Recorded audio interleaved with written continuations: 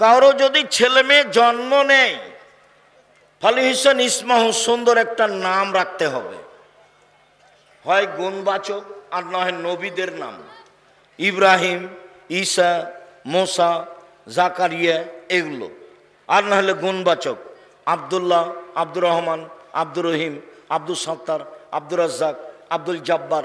ওগুলো কি নাম রেখেছেন, নামটা শুনতে ঘৃণা লাগে। আবার ছেলে বলছে লম্বা করে, আবার বাপে বলছে যে ভালো নামটা বলো আব্বু, ভালো নামটা বলো। কত নিম্ন শ্রেণীর বাপ আর কত নিম্ন শ্রেণীর মা, ওরা ভালো নামটা বলে ডাকে না। এ বাপই নয়, এই ছেলে তুমি ওকে চাচা বলে ডাকিও।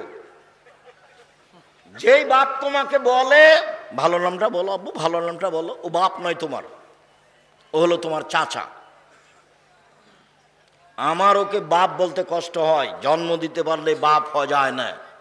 ক্ষমতার নাম বাপ, নীতির নাম বাপ, প্রসাব করাতে পারলে মা হওয়া যায় না। নীতির নাম মা, বাচ্চাকে দুধ খাওয়াতে পারলে মা হওয়া যায় না। পাগলিও বাচ্চাকে দুধ খাওয়াতে পারে, পাগলিও বাচ্চাকে দুধ খাওয়াতে পারে। পাগলি জানে না বাচ্চার কোনটা ভালো নাম আর কোনটা মন্দ নাম। নাম আপনি দুটা রাখলেন কোন শরমে রাখলেন, কেন কেন আপনি রাখলেন? বাস একটা সুন্দর নাম রাখবেন ছোট করে, লম্বা 3 লাইন ধরে নাম রাখলেন। আপনার ছেলে কি কোনো বেদাতি হুজুর নাকি? বেদাতি হুজুরের 3 লাইন নাম থাকে, দেখেন না, লম্বা হয়ে থাকে। পীরে ওলি, পীরে কি গাউসে আজম বলতে বলতে কি যে বলছে। জি কামেলে পীর। আমি 90 সাল থেকে মাঠে আছি, এই যাবত আমি আমার কোনোদিন পরিচয় দিইনি। মানুষ যখন আমাকে চাপ দিয়ে বলেছে যে পরিচয় বলেন, তখন আমি বলেছি আমার নাম আব্দুর রাজ্জাক আর আমার বাপের নাম ইউসুফ। বাপ বেটা মিলে আব্দুর রাজ্জাক বিন ইউসুফ। এর চেয়ে আমি কোনোদিন বেশি বলিনি, প্রমাণ করেন দেখি। সম্মানিত দিনী ভাই বোন, সুন্দর নাম রাখতে হবে, বাপের জিম্মেদারি। ভালো মানুষ, পরহেজগার মানুষকে দিয়ে তাহানিক করে নিয়ে আসতে হবে। তাহানিক কি? খেজুর ভালো করে চাবিয়ে জিবা থেকে একটু ওই লালা সহ বের করে বাচ্চার জিবার মাঝামাঝিতে দিয়ে দিতে হবে, দিয়ে মাথায় হাত দিয়ে দোয়া পড়ে দিতে হবে, এর নাম তাহানিক। 7ম দিনে আকিকা দিতে হবে, বাপের জিম্মেদারি। বাচ্চা হাঁটতে শিখেছে, পায়জামা পরাতে হবে, হাফ প্যান্ট নয়। শুনুন, মেয়েকে পায়জামা পরাতে হবে, জাঙ্গিয়া নয়, বড় জামা পরাতে হবে। প্রতিষ্ঠানে যেতে শিখেছে, মাথায় কাপড় দিতে হবে। আপনি নাকি বাপ, চলেন আপনার সাথে কয়েকটা কথা বলি।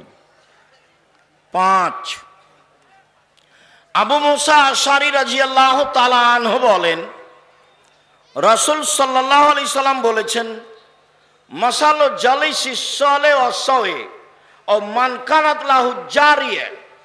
কারো যদি একটা কাজের মেয়ে থাকে, ফা আল্লামাহা ফা আসানাত তালিমাহা, শিখিয়ে দিল, সুন্দর শিখিয়ে দিল, ও আদ্দাবাহা, শিষ্টাচার শিখিয়ে দিল, ফা আসানাত তাদিবাহা, সুন্দর শিষ্টাচার শিখিয়ে দিল, ফালাহু আজরানে, তার জন্য ডবল নেকি।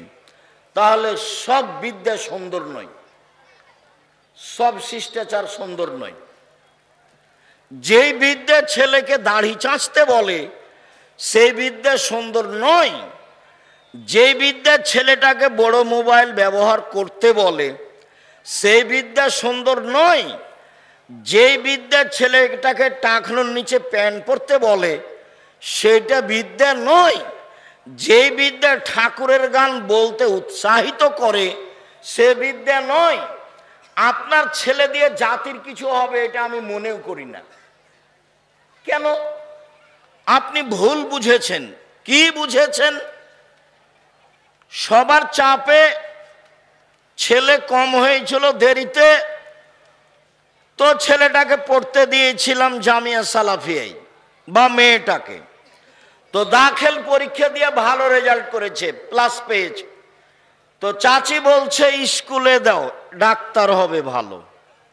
দাদিও বলছে স্কুলে দে বেটা, একটা ডাক্তার হবে ভালো, একটা মেয়ে মানুষের ডাক্তারের প্রয়োজন, বা একটা ইঞ্জিনিয়ার হবে। তো সবার চাপে ছেলেটাকে স্কুলে দিয়েছে। ইন্টার পরীক্ষার সময় 4 জন মাস্টার ছিল, বিশ্ববিদ্যালয়ে পরীক্ষার সময় সাবজেক্ট প্রতি একটা মাস্টার ছিল। যাক, আপনার কথা অনুপাতেও ডাক্তার হয়েছে, দেশে শিক্ষা অর্জন করে একটা ভালো ডাক্তার হয়েছে। এই চলে, এ ভালো ডাক্তার, এ হলো প্রতারক। কিভাবে বলেন আব্দুর রাজ্জাক সাহেব? যেই কোম্পানি টাকা দেয় তারই ওষুধ লিখে।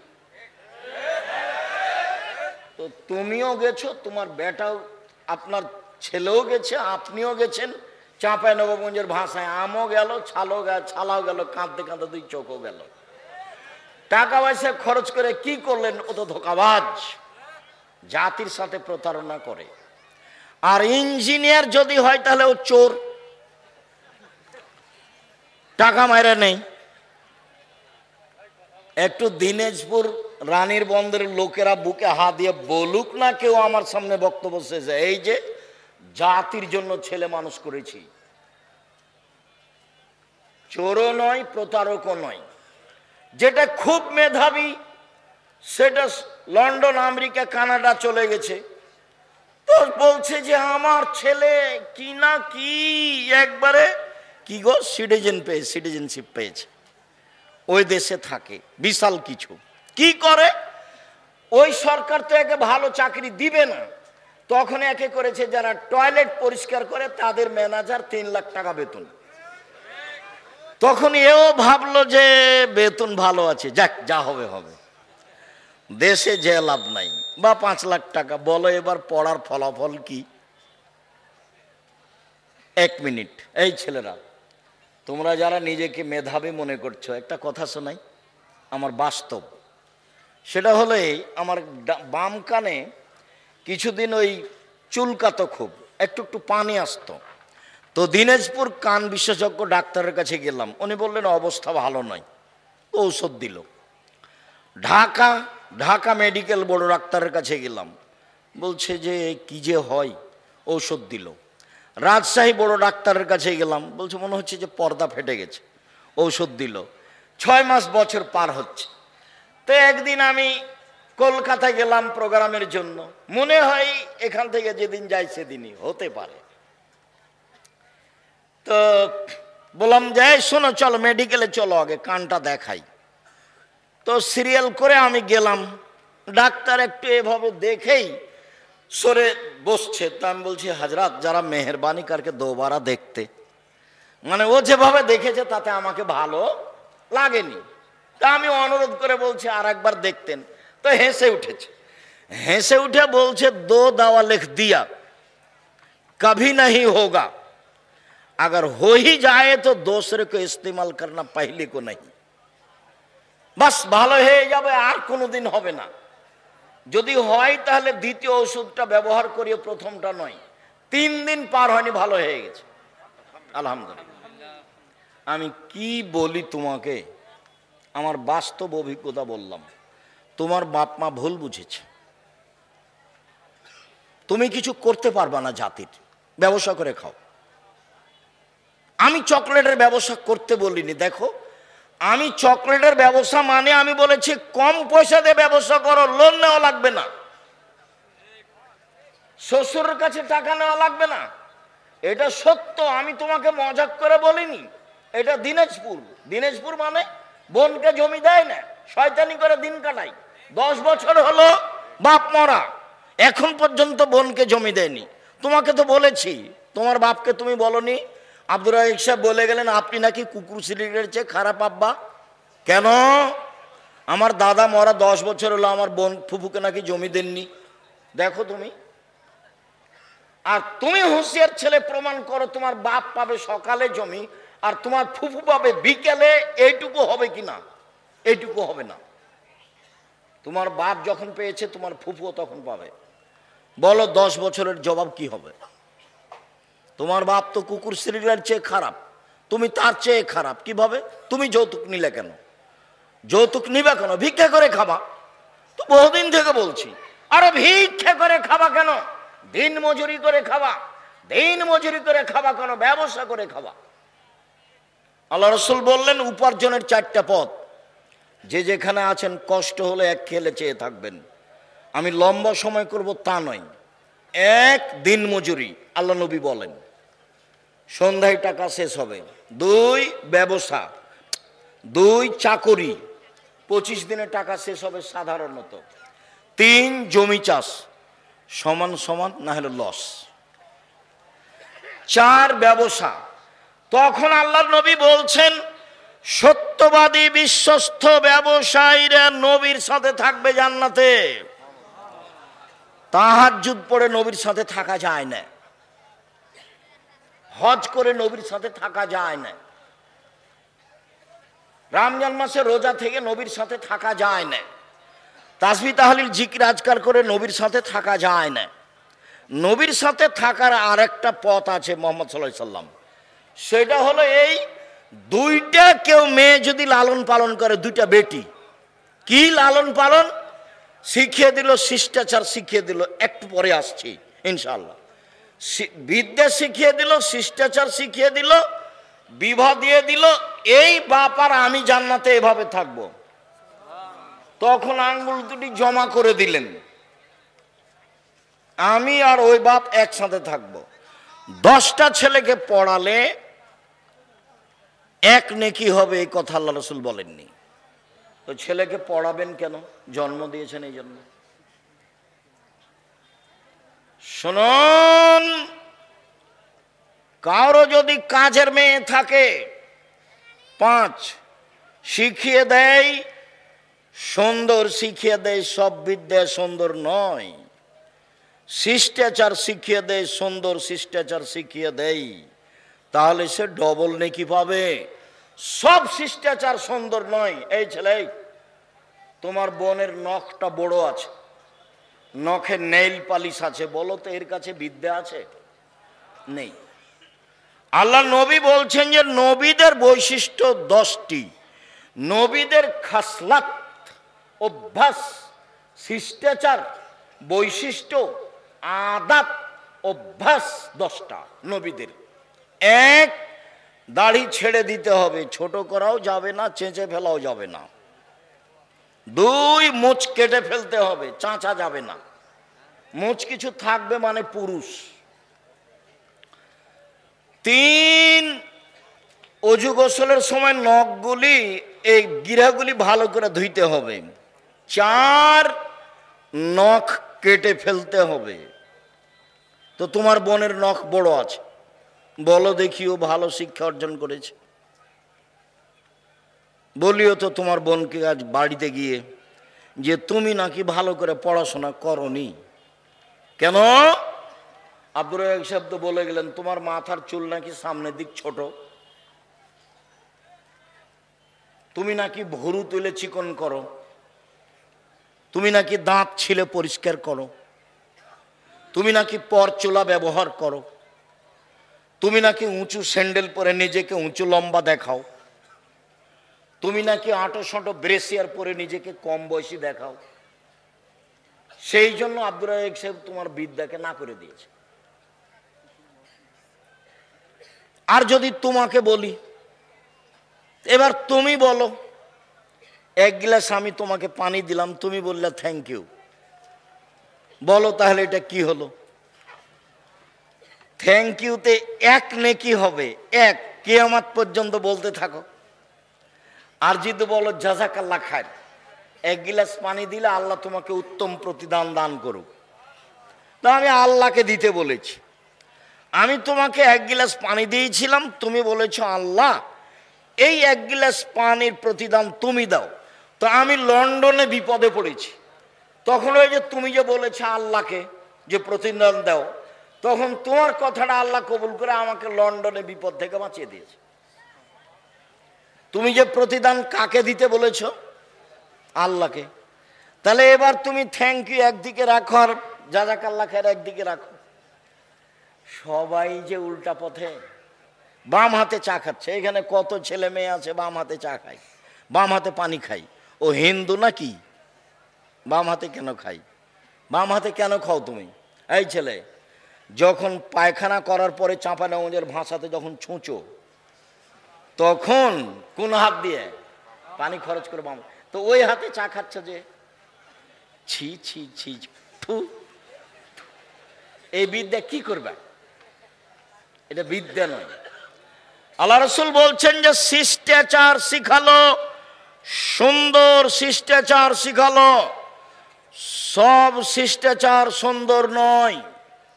সম্মানিত দিনী ভাই ও বোন, পারিবারিক কথা 6। আবু হুরায়রা রাদিয়াল্লাহু তাআলা আনহু বলেন, রাসূল সাল্লাল্লাহু আলাইহি সাল্লাম বলেছেন, কুল্লু নাফসিন মিন বানি আদম,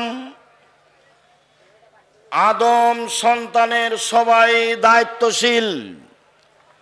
আর রাজুল সাইয়্যিদ ফি আহলিহি, বাপ হলো বাড়ির কর্তা, বাড়ির দায়িত্বশীল। বাড়ির স্ত্রী, ছেলে মেয়ে, এদের সবার জবাব তাকে দিতে হবে।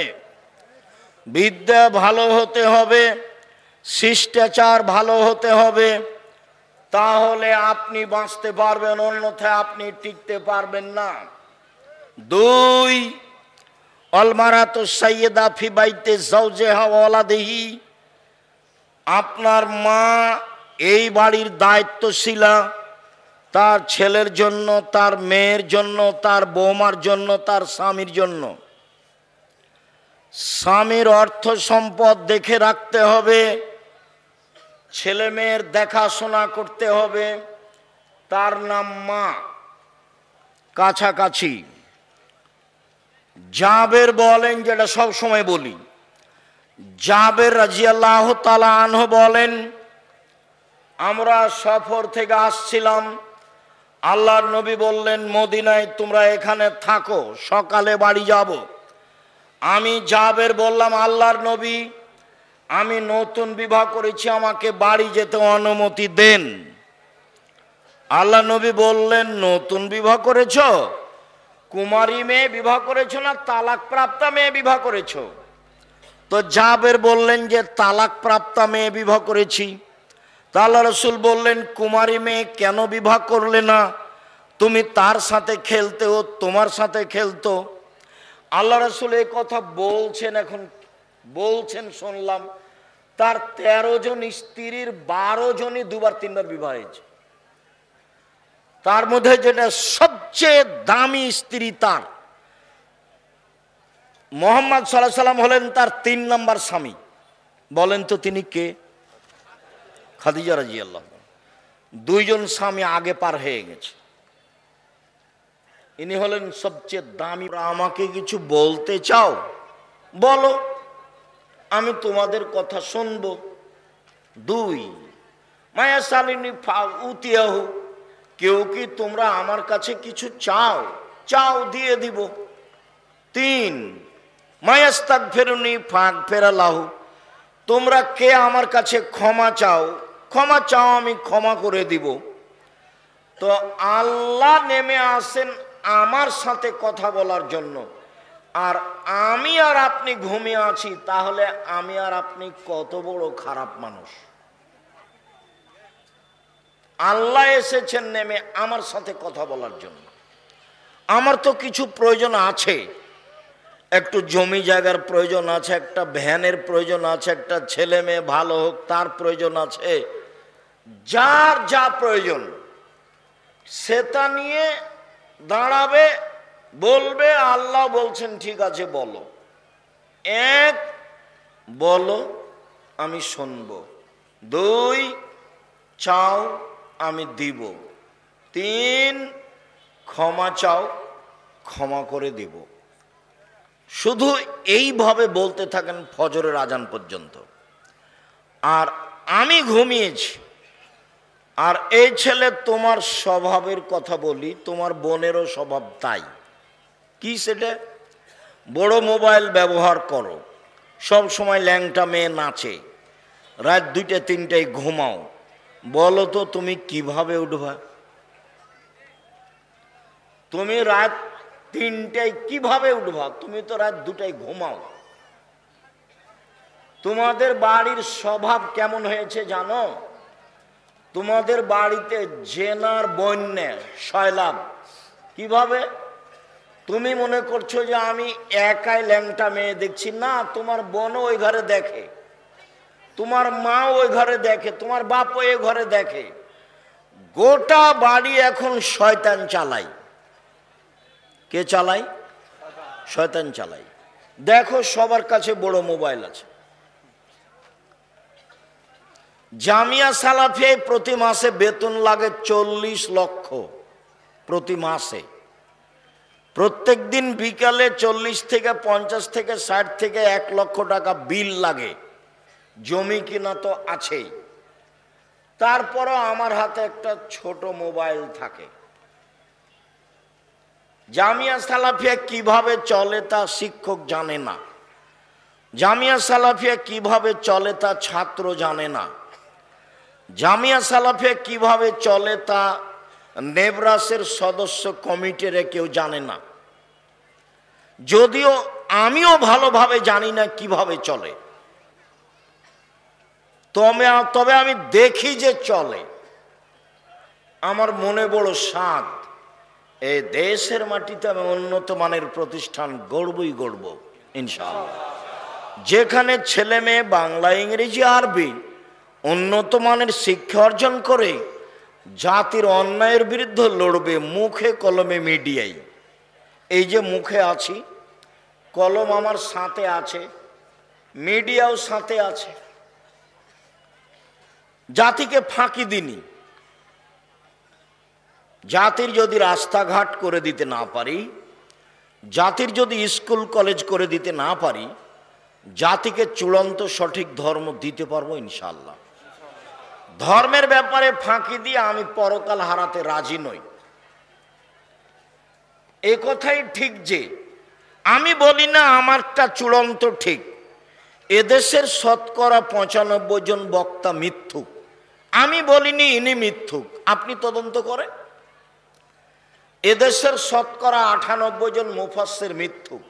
আমি বলিনি ইনি মিথ্যুক, আপনি তদন্ত করেন। এদেশের মাটিতে প্রায় 3 লক্ষ জাল জয়ীফ হাদিস আছে। আমার বাসায় আছে প্রায় 10,000 মানুষের বানানো হাদিস। ধর্মের নামে চলে, ধর্মের নামে চলে। অনেক দিন আগে ঘুঘুরাতুলিতে এসেছিলাম কথা বলার জন্য।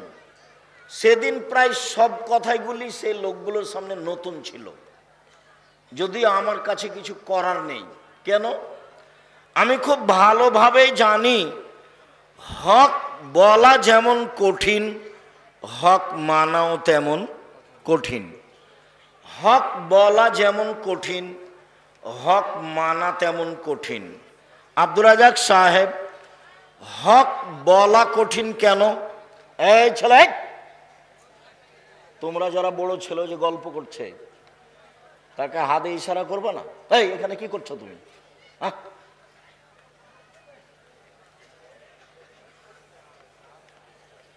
সম্মানিত দিনী ভাই বোন,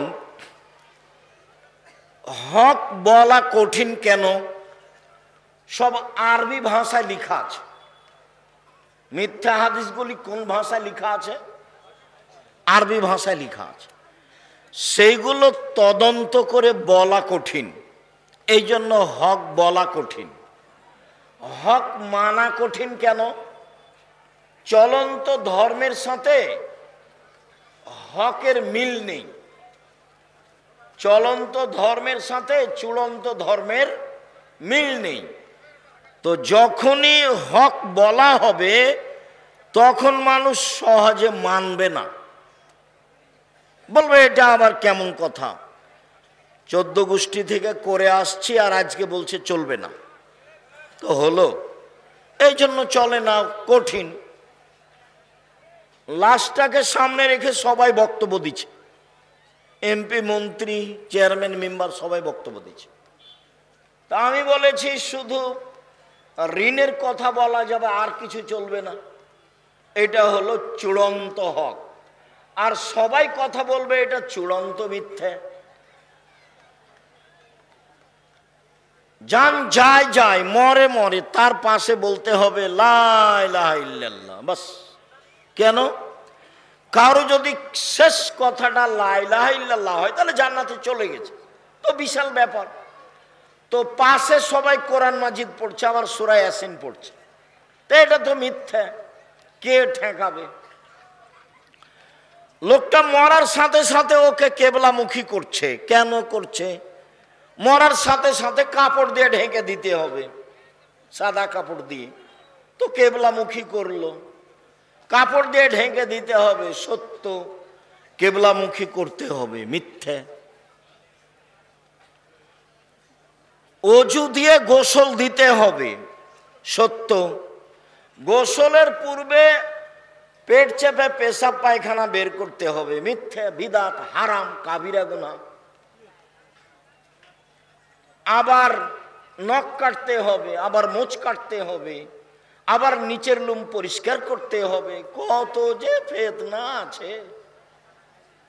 সালাম হলো আসসালামু আলাইকুম, পৃথক হওয়ার পূর্বেই পাপ ক্ষমা হয়ে যাবে, এটা হলো চূড়ান্ত সত্য। তো এখন সালাম হওয়ার সময় দেখলাম 4 হাত লাগলো, এটাও তো নয়। আবার বুকে লাগালো, এটাও তো হয় না। আবার মুখে লাগালো, এটাও তো হয় না। আবার বাঁকা হলো, এটাও তো হয় না। আবার এরকম করলো, এটাও তো হয় না। হাঁটুতে সালাম দিল, সেটাও তো হয় না। পায়ে সালাম দিল, সেটাও তো হয় না। এক সালামে যে কত বেদাত আছে। আল্লাহর নবী বলছেন, পৃথিবীর মানুষ শুনে রেখো, এখনো মিম্বাদি আইম্মা এহাদুনা বেগায়রে হাদিয়াতি, আমার আদর্শ বাদ দিয়ে অন্য আদর্শ ধরে বলবে এটাই রাসূলের আদর্শ। আমার সুন্নাত ছেড়ে দিয়ে বলবে অন্য সুন্নাত ধরে নে, এটাই রাসূলের সুন্নাত। ওইসব মাওলানাদের দেখতে লাগবে মানুষ, ওদের অন্তর হলো শয়তানের অন্তর। হুজুরের অন্তরটা কেমন? শয়তানের। আমি এ কথা বলিনি, এ কথা কে বলছেন? মুহাম্মদ সাল্লাল্লাহু আলাইহি ওয়াসাল্লাম, হাদিস বুখারী মুসলিম। হুজুরকে দেখতে লাগে মানুষ, হুজুরের অন্তর হলো শয়তানের অন্তর। হুজুর একটু দমে না কেন? সবসময় খালি চাপে নওয়াজের ভাষাতে হাইনঠামো করে কেন? হাইনঠামো করে কেন? ধর্ম কি হুজুরের পৈতৃক সম্পত্তি, বাবার সম্পত্তি? দেখে বলবে, না হলে যারা জানে তাদের কাছে আশ্রয় নেবে। শুনুন, জাতির যদি রাস্তাঘাট করে দিতে না পারি, জাতির যদি স্কুল কলেজ করে দিতে না পারি, জাতিকে চূড়ান্ত সঠিক ধর্ম দিতে পারবো ইনশাআল্লাহ। ধর্মের ব্যাপারে জাতিকে ফাঁকি দিয়ে পরকাল হারাতে রাজি নই। আছি মুখে, আছি মিডিয়ায়, আছি কলমে, আছি শিক্ষা প্রতিষ্ঠানে। জামিয়া সালাফিয়া বাংলাদেশের সবচেয়ে বড় প্রতিষ্ঠান আয়তনে, সবচেয়ে বড় প্রতিষ্ঠান শিক্ষক সংখ্যায়, সবচেয়ে বড় প্রতিষ্ঠান ছাত্র সংখ্যায়। শিক্ষক প্রায় 300 জন দেশ বিদেশের, সৌদি আরব, ইন্ডিয়া, বাংলাদেশ। ছাত্র প্রায় 5000-এর বেশি।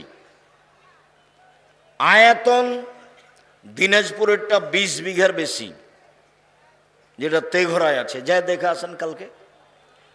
আর রূপগঞ্জ ঢাকায় প্রায় 100 বিঘা, রাজশাহীতে প্রায় 50 বিঘা। সামনে মাসের 6-7 জামিয়া সালাফিয়া আসেন রাজশাহীতে।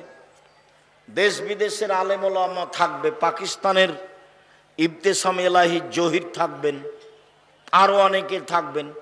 আমিও ভাঙাচোরা আপনাদের সাথে থাকবো ইনশাল্লাহ। দেশের বড় বড় বিদ্বান থাকবেন। আসেন, জাতিকে ফাঁকি দিনি। 3, এশার সলাতের পরে কথা বলা বন্ধ।